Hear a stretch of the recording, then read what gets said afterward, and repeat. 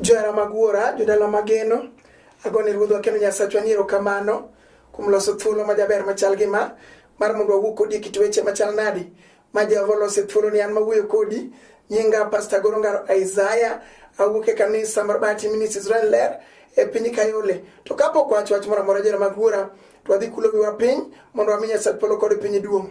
Jehova mar oganda lweny, chunya odendi jatend lweny, erokamano jakondo mula kuom loso thuolo majaber machal gi mar mondo yal weche ni ka kinde po nitie. Miwa wach madang' wachunge pawni ruodh kedo to mara kuom Yesu. Amen. Johera magwora, adhi wuoyo kuom obadho. Obadho en gima ichiko.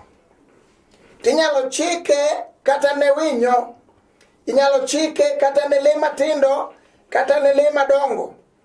Thoth joma chiko obadho ok chiko obadho godiechieng'. Obadho ichiko gotieno kong'eni mae kama mwanda jakale kata bur. To we waket ne obadho ang' wanamake. Kata winyo idhi chike godhiambo kong'eni seche gi to chiegni donje ode.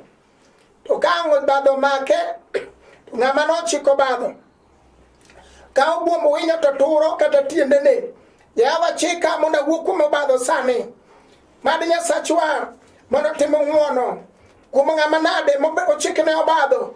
Ke Jehova chika kawuono nobadho kobadho kawuono wadwa turo sani. E nying Yesu ja Nazareth, obed obadho manochik gi ng'a kawuono ni ang' wanatur gi obadho go. We asom gi mondiki e Zaburi 35 matindo 7. Mumb Jehova lero niya, ne gichiko na obadho kayiem nono. Obadho nitie minyalo chik ne nyar ng'ato, inyalo chike ne wuod ng'ato, inyalo chike ne ohand ng'ato, inyalo chike nyim barangach moro. Mobadho no mak nyiri ma ok sudi, onyalo mako chuo ma ok sudi, onyalo mako tiji ng'ato obadho, onyalo mako kata mana kwe me od moro ma odno bed kod koko pile kod pile kara nochiko obadho. Mobadho no nodhi omako jomodak e odno. Saboro jaduong' ywak pile kod pile nang'o manotimo na nyithindo. Kara nyithindo nodhi ochike negi obadho mano obadho nomako nyithindo. Onindo go piny e kong'o ento baro ni gimoro timore kara nitie obadho. Mano omaki modhi onindo gi nyithindo nyaka e kong'o nyaka kawuono. Kelo Yesu komeko chir mar choke. Ja Nazareth ng'at manyalo golo obadho momako ng'ama nade. Kawuono ni wan kod Yesu duoko. Ng'at manyalo mako kit gimiluongo n'obadho mamako kit ngima ng'ato. Obadho inyalo chik makel nyaka gimiluongo ni tuo kit ngima ng'ato. Ng'ato paro ni kara mae tuo ni ang'o matimore kuoma motera mana siranda. Kara nitiere obadho manochik chon chieng' moro gotieno sama ng'ato ne onge. To nodhi ochiko obadho. Jehova ni kod duoko. Yesu wa ni kod nyalo. Onyalo timo ne ng'ato kuom obadho manade mamako kit ngima ng'ato. Kuom obadho manade mamako nyithi ng'ato. Momiyo ka gichopo e klas moro to kanyo ok gikal. Obadho ing'eni johera magwora ndiko kona niya, Yesu Kristo ma ruodhwa seche manonyuole none sulwene maduoke moa yo wuok chieng' noluwo sulweno. Samoro obadho ni nochiki nikech none sulweni ne gineno kata kapod ni iwuotho e kor gweng'u kapod itin none sulwe mari nochuno jochiko obadho mano okelo n'obadho nomako nyar ng'ato, nomako wuod ng'ato, nomako tiji ng'ato. Wan kod Yesu duoko, ng'at manyalo reso ng'ato kuom gima nade momoko kuome. Kawuono ni Yesu ja Nazareth wadwa mako obadho, wadwa ture. Tuo madong ni ratego gima nade mamako ng'ato, badho manade mamako od ng'ato. Wan kod Yesu duoko. Duo madong ni jatend lweny mumba kona ne gichiko na obadho kayiem nono. Adier ne gikunyo bur machuto mondo anyumrae, to masira biro jukogi ka ok ging'eyo. Mano Jehova ema owuoyo. Masira biro makogi ka ok ging'eyo. Jehova biro kawo obadho to duoke miechgi, to duoko kuma no ae. E nying Yesu ja Nazareth wan kod Jehova Elgibon, ng'at manyalo kedonwa sama ok wanyal kedo kendwa. An kod jatend lweny Yesu komeko chir mar choke, ng'at manoparo Lazaro kanie bwo liel. En kaka wuono onyalo reso ng'ato, onyalo golo ng'ato e pudhi ugi elela kama obadho nomake ng'ato miwacho ni ka ng'ane ok nosudi, nyi joka ng'ane ok notedi, yawuot joka ng'ane ok nokendi. Wan kod Yesu Ratego kata nochikni obadho ka yiem nono weluor. Wan kod Jehova, wan kod El Gibo, wan kod Jehova Nisi. Onyalo paro od ng'ato. Mathayo 15 Matindo 13 wacho niya, gimoro amora ma wuora me polo ne ok opidho ibiro pudh oko. Kata nopidhe sa adi, tich adi, kanoyang'o ang'o, kanothung' ang'o, kanowuok kodgi e bwo pige kata e wi yiende. Wawacho niya, gimoro amora ma wuora me polo ne ok opidho, obadho no wuora me polo ne ok opidhe. Omiyo wateko sani mar pudhe e nying Yesu ja Nazareth. Mondo dalau, mondo dalawa odong' thuolo e nying Yesu mar polo. Wawacho niya, obadho kobadho biro go sarut e nying Yesu ja Nazareth. Obeni en obadho mano mako inyar ng'ato makata koyo omako ich ok onyal ting'o tiende. Wawacho kawuono niya, obadho no biro go sarut e nying Yesu ja Nazareth. Wawacho niya, obadho mano mako tij ng'ato makata ol lon mano sudo go ohala sudo mbele, ohala chako kungore gi ume. Wawacho niya, obadho no gimoro amora ma wuora na manie polo ne ok opidho ipudho sani. Duong' odog ni wendo, duong' odog ni ja Nazareth. Biro golo obadho momako michwa, biro golo obadho motwe utewa, biro golo obadho momako nyithindwa, biro golo obadho mar tuo kawuono, biro golo obadho mar ura kawuono, biro golo obadho mar nyiero kawuono, biro golo obadho jatend lweny, biro golo obadho. Duong' odog ni wendo momako nania Isa 45 Matindo 2 Ruoth owuoyo kod Kuros, ruoth moseyiero okone niya, abiro piyo gode mogangore mane mbeleni. Nobadho no nochike ma gode obede mbeleni makata kidwani mondo misudi ichaki kier ichaki lwar, kidwani mondo dala wuo sudi ok ichaki sudi ichaki lwar mana piny. Ruoth wacho niya, awuono ni abiro piyo gode mogangore manie mbeleni. Bed ni gode go nolos gi gotieno, nolos gi gokinyi sama ji ne onge, ma ji nodhi e puothe. Wawacho niya, ja Paradiso chiwo teko kawuono ni got ka got moketie mbele ng'ato e nying Yesu ja Nazareth ibiro muk godno kawuono ni. Wan kod Yesu Ratego, tinga mang'ongo komeko chir mar choke ja Nazareth, ng'at boromo Ratego toromo. Wacho ne Kuros niya, Isa 45 e wang'e ruoth moyiero, abiro mako badi makora chich milo ruodhi manie mbeleni, ruodhi go eko mong'eche kobadho. Kawuono ni e nying Yesu ja Nazareth, kawuono winji Kuros ibiro locho e nying Yesu mar polo. Dala ubiro sudo, nyithindi biro somo, odi biro dhi mbele. Mano Jehova mowacho. Aeto bang'e dorange mag mula manoloso mbeleni manoluongi joma nong'e guro, dorange manotimo neno ni ging'e guro dorange. Kawuono wacho niya, dorangego ibiro mukgi oko maturgi matindo tindo. Duong' odog ni Ebenezer, iber manade jatend lweny. Jehova iber manade kawuono ni turi dorange manolos kod mula momiyo par ng'ato ok sudi, momiyo od ng'ato ok sudi. Yawuoyi wuotho ka dawo kech obadho manochikgi osemakogi. Jehova bi mondo itur obadhogi kawuono, bi golie obadho mar tuo kawuono, golie obadho momako wuod wegi ni sani momakona niya e ndiko mar Jeremia. Duong' odog ni jatend lweny, duong' odog ni El Gibo, duong' odog ni Nyasaye maduong'. Jeremia 30 Matindo 8 Nyasachwa wuoyo kawuono kawacho niya, Nyasaye manyalo gik moko duto wacho niya, chieng' no anang'ad jok manie ng'utgi kata jok no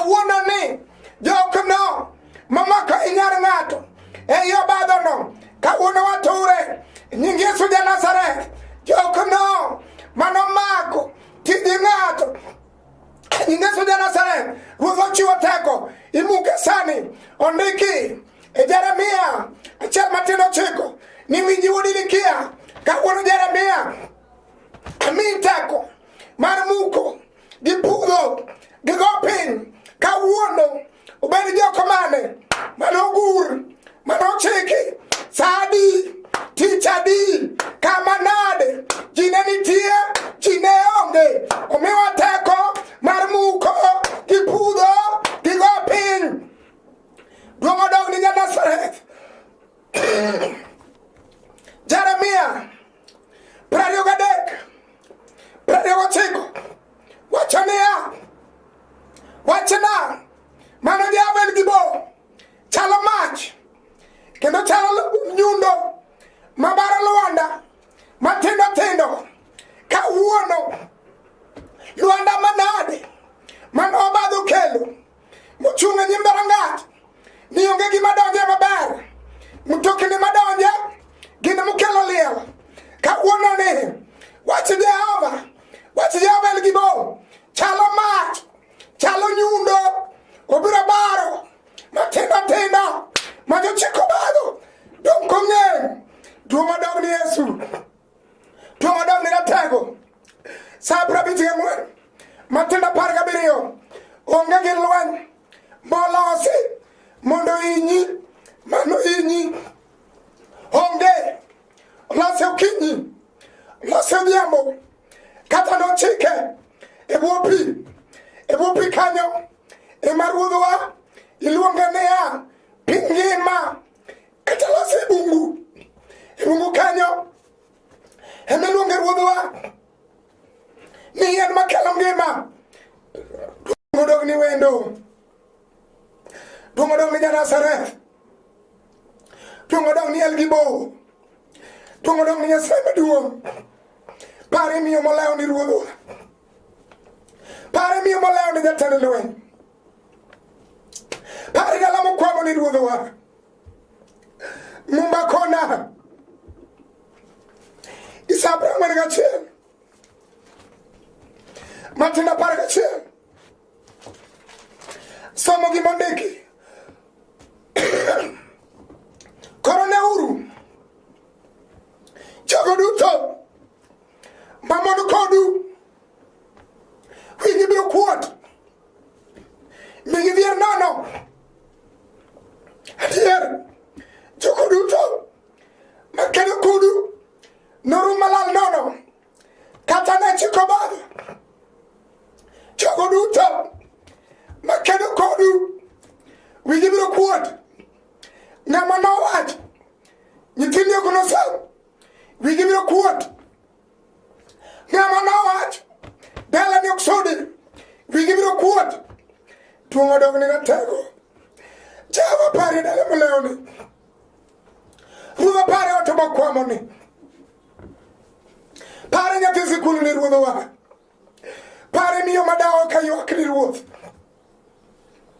manochiko badho ne yawuote ni ruodhwa manochiko badho ne jaode ni ruodhwa pare kawuono ni ruodh polo Jehova chung' gi jogi Ratego chung' gi jogi Lwanda chung' gi jogi neuru anuoyo gi mondiki sa 41 matindo 11 koro neuru Jehova wuoyo jogo duto mamon kodu wigi biro kuot kata gipar nubiro rumo wigi biro kuot kata gipar noandi biro rumo wigi biro kuot kata gipar nyithindi ok nosom wigi biro kuot kata gipar ni ok nitie nyathi e tiendi wigi biro kuot duong' odog ni Ratego kuodi ewi wasigu ruodhwa mano Jehova mogolo Daudi kane kare koth kawuotho ga kala oting'o kede Jehova gole pap okele to bedo ruoth mano Jehova El Gibo golo Joseph wuod Jakobo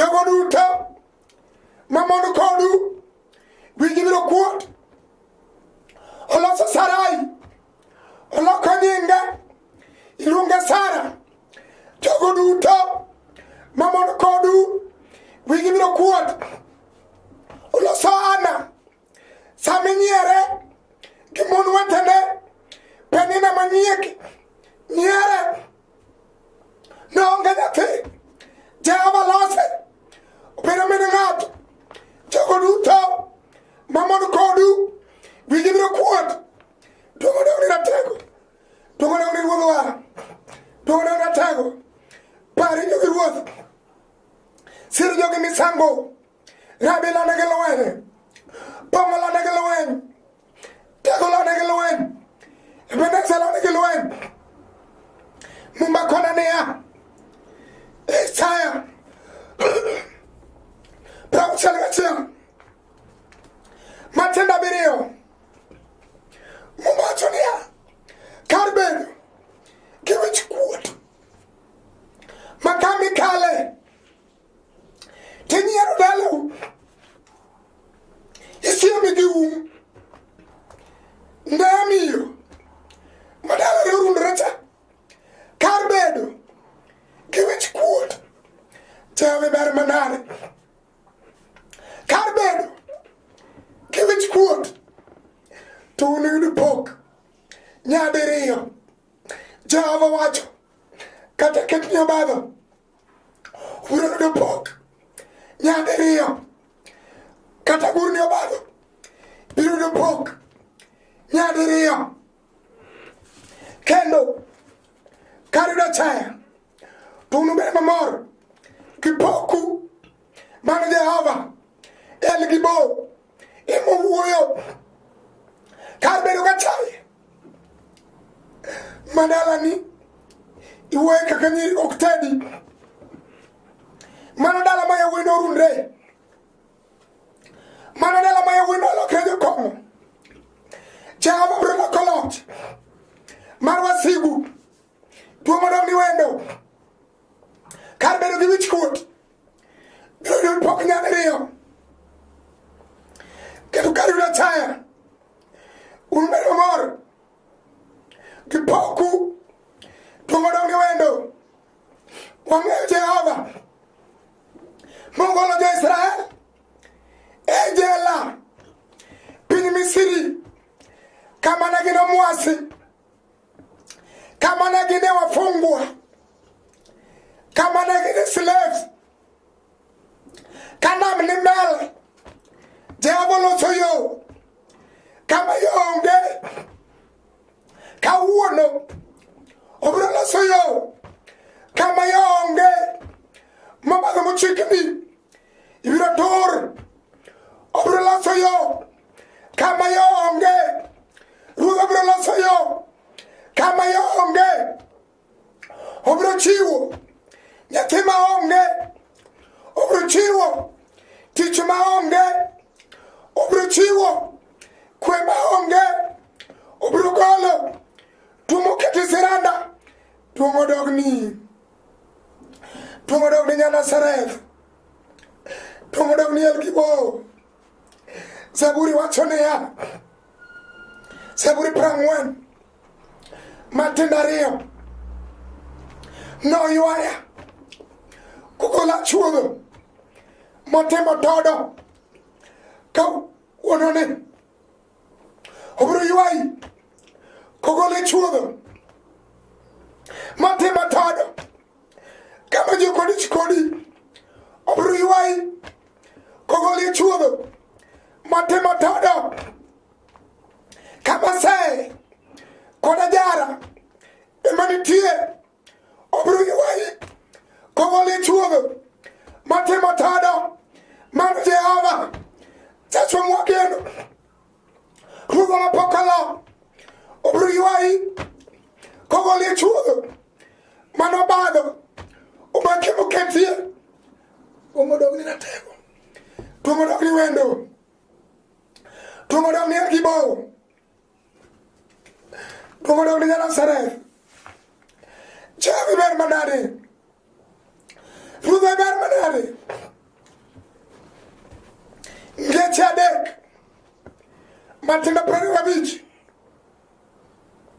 wacho niya kik iber maluor, webedo maluor kech ochiko obadho, webedo maluor wan gi Jehova, webedo maluor wan gi jatend lweny, webedo maluor Jehova ni mbele, webedo maluor Ruoth oselocho, webedo maluor Jehova ni ka, webedo maluor Ruoth biro chung' e lweny. Kik ibed maluor kineno ka joma fuwo kiyudo konego kata ka masira omako joma timbegi mono, nimar Ruoth Nyasaye noriti maber kendo ok nowe obadho maki, ok nowe obadho maki, ok nowe obadho maki. Tuo modong' ni ratego, pari mama maywak ni Ruodhwa, pari jaduong' maywak ni Ruoth, pari jogi malawo Ruodhwa, wadhi kodi e lamo sa 43. Ruoth Nyasaye kende jawar, un jo-Israel mana kwa Jakobo, Ruoth Nyasaye manotimo Uganda wacho kama, kik ubed maluor, asewaru, aseluongu gi nyingu, omiyo un joga wuon. Adier, ka ung'ado aore to giniteru, wadhi kodi e lamo. Jehova maduong', par jogi, sir jogi, umgi gi teko, gwethni maduong' mondo sir jogi, par gi ratego mara kuomie e nying Yesu. Amen. Chera magwara, jodaro mageno, an mawuoyo kodi nyinga Pastor Gorongaro Isaiah, awuok e kanisa mar Bati Ministries Ler e piny Kayole. Namba na madang' iyudago en 0733 79 49 10. Namba na machielo 07 kendo 07 70 53 76 anuoyo 0733 79 49 10. Machielo 07 kendo 07 70 53 76. Mar Jehova ma jasir jogi, usiru kawuono, usiru kiny, usiru ndalo kondalo. Amen.